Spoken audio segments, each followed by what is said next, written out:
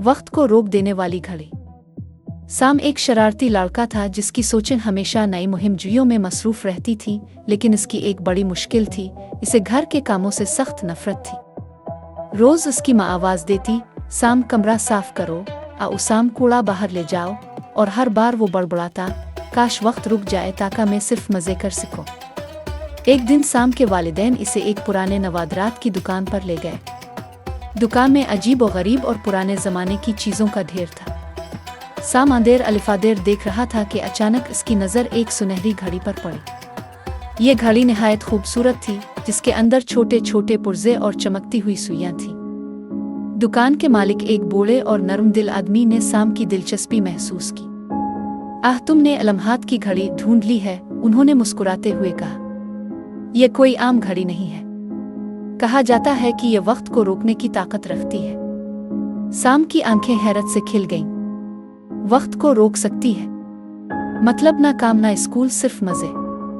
दुकान के मालिक ने हंस कर कहा, बेटा, ख्वाहिश करते वक्त एहतियात करना। वक्त को रोक देना शायद इतना मजेदार ना हो जितना तुम समझ रहे हो।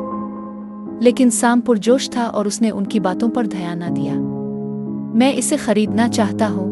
इसने अपनी सारी जमा पूंजी देकर घड़ी खरीद ली। रात को जब चांद की रोशनी खिड़की से इसके कमरे में आ रही थी, साम ने घड़ी को अपने बेड के पास रखा।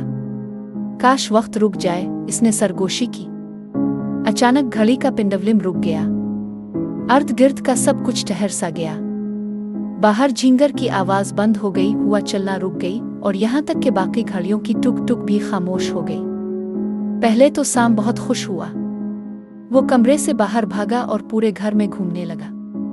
इसकी छोटी बहन हंसते हुए वहीं रुक गई थी। इसकी माँ कपड़ों की टोकरी उठाए खड़ी थी और उसके वालिद का अखबार हुआ में लटक रहा था।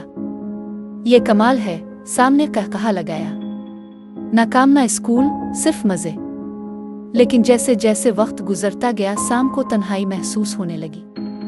बात करने वाला कोई नहीं था, हंसने वाला कोई नहीं था, और खेलने के लिए कोई नहीं था।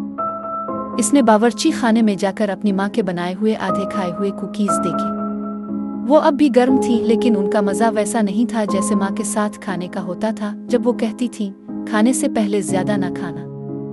दूसरे दिन तक साम को एहसास होने लगा कि वक्त के बगैर दुनिया कितनी खाली महसूस होती है। इसे परिंदों की चहचहाहट, पत्तों की सरसराहट और अपनी बहन की शरारतें सब याद आने लगे। वो सुनहरी घड़ी के पास बैठा और सरगोशी की, मुझे नहीं पता था कि वक्त मेरे लिए इतना जरूरी है। आंसू उसकी आंखों में आ गए। बरा करम, सब कुछ ठीक कर दो। मैं वादा करता हूँ कि हर लम्हे की कदर करूंगा, चाहे वो घर के काम ही क्यों ना हो। घड़ी जैसे इसकी बात समझ गई हो, पेंडुलम फिर से हरकत करने लगा।